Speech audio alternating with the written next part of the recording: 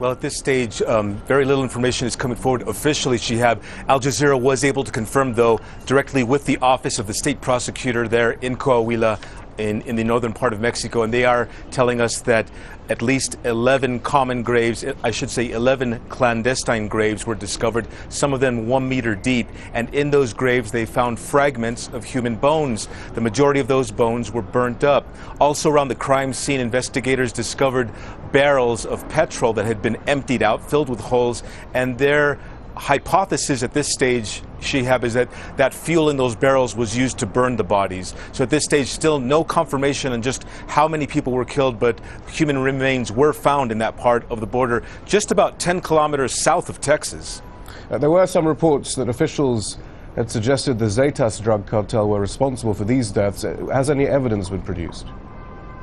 Well, all they have now at this point are suspicions, strong suspicions based on anecdotal evidence that they've discovered over time, including today a large cache of weapons, more than 160 assault rifles, a few grenade launchers, and even a few rocket launchers discovered in that part of Mexico, more like 200 kilometers south of the town we're talking about.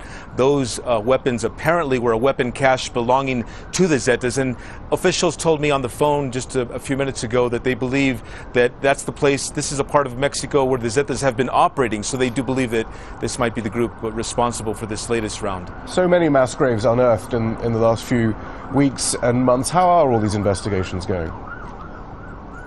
Well, in other parts of Mexico, they believe they found some of the culprits. Some of those people have faced charges.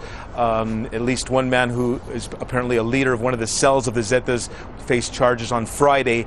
But the investigation that we're speaking about now in the town of Guerrero, this one at this stage is being conducted by state investigators.